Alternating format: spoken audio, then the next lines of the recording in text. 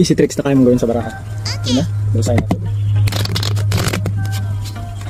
Tapos masahin, hindi ako magaling magbalasa. So balasahin natin.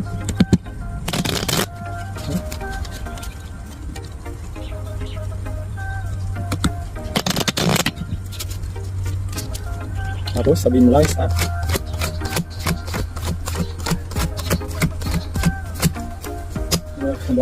Sabi mo na stop. Tapos ito dito, papahati ko sila kung nandito ka, pahati natin sa gitna. Diba, ayan, kung lang sa atin. Natin dyan, kalahati. Tapos, ito natin sa tatlong grupo.